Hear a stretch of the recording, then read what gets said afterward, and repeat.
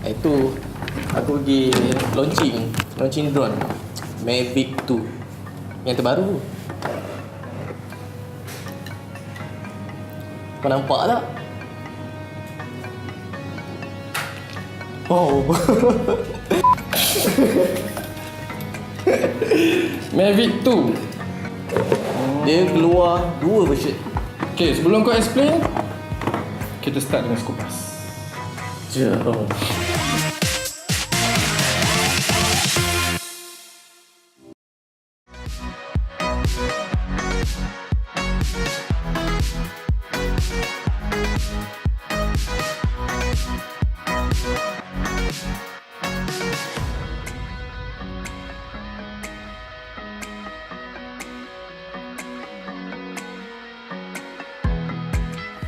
Okey, hari ini Skupas akan mengupas pasal drone terbaru yang baru launching dekat. Nampak kan? Tak nampak.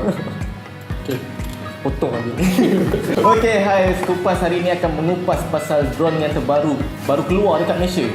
Mavic 2. Okey, Mavic 2 ni dia keluar 2 version. Mavic 2 Pro dengan Mavic 2 Zoom.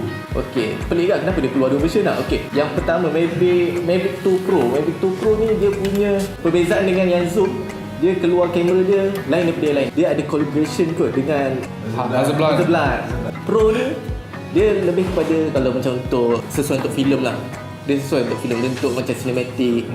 Memang sesuai lah. Kalau yang beza pula dengan Zoom dia punya memang totally memang dia punya DJI punya untuk rekreasi punya lah. Ya. Function dia keluar dia keluaran drone yang pertama yang ada function zoom ni. Function zoom? Ya. Macam mana function zoom? Okey, kita tengok video ni.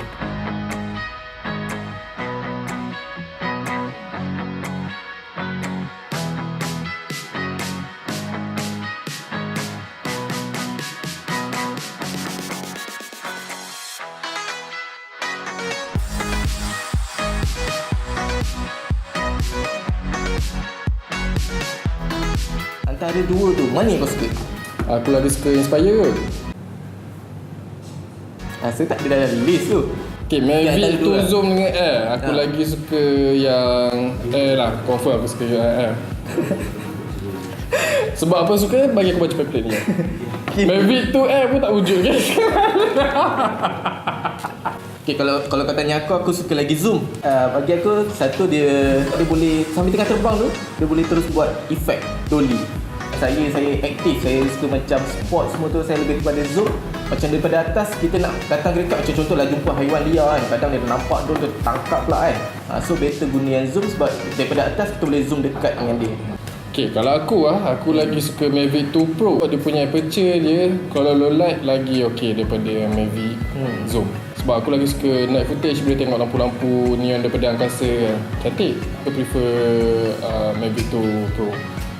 Untuk safety feature ni pula, kalau dia ada obstacle kat depan apa semua, dia akan stop dengan sendirinya. So safety measure lah tu, daripada drone jahanam pula selama ni kan. Kita beli macam sebelum-sebelum ni, Phantom apa kan. Betul. Langgar pokok habis dia bang.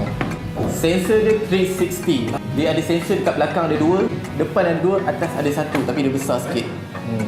Betul tak? Lepas tu dia boleh buat hyperlapse. Maknanya setting je, nanti dia akan gerak sendiri. Okey, cakap pasal lapse pula, dia punya time lapse dia tu, dia ada 4 function. Function dia yang pertama ada free lapse. Okey, macam yang video sebelum ni. Free lapse, ada circle lapse. Lepas tu ada satu lagi waypoint. Dia punya function ni memang terbaik lah. Okay, macam objek yang terlindung daripada belakang bukit pun dia boleh follow. Dia dah lock lah dia punya target dia. Memang aku tengok Mavic dia macam kelajuan dia pula dia 72 km sejam. Kalah motor Mabel tu. Motor dia boleh pergi 60 kan? Ya, nice yang. Saya kat belakang, tak payah masuk. Berapa ringgit Mavic 2 Zoom? Dah cakap kan?